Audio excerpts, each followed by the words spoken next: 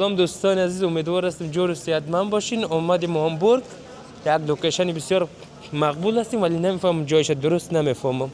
امیدوار هستیم جور و صحتمند باشین. میریم پیشی بچه‌ها یک مصاحبه میگیریم. سلام عزیز، خوب هستی؟ سلام علیکم برادر، جور هستی؟ صحت خوب است؟ تشکر، شما خوب هستین؟ زنده باشی، جور میشه که خودتون رو معرفی کنین؟ بنده محمد قربانی هستم، یکی از شهروندای افغانستان. در شهر مونشان زندگی میکنیم. برای اولین بار است که آمدیم هامبورگ. برای اولین بار آمدید؟ برای اولین بار است که آمدیم در شهر هامبورگ. هامبورگ چه رقم به نظر خوشحال است؟ جای خوبی است یا نه؟ هامبورگ بسیار یک جای زیبا دیدنی، جاهای گردشگری داره.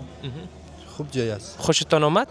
برای فعلا که خوشی ما آمده. با غذاهای افغانی هم لذت بردین؟ با غذای افغانی ها مارکت ها رفتیم، هتل، بالاخره جای زیبایی است. میگه بعد از افغانستان دومین میگه شهر میگه هامبورگ است در آلمان، راسته؟ والا همین سازی که میگن صحیح است، همون رقم است، چون خیابانایش که میبینیم، کوچه‌ایش که میبینیم، همگیش هتل‌ها و رستوران‌ها و مارکت‌های افغانی و همین چیزاست. خیلی زیاد است نه؟ بسیار جور و صحتمند باشی.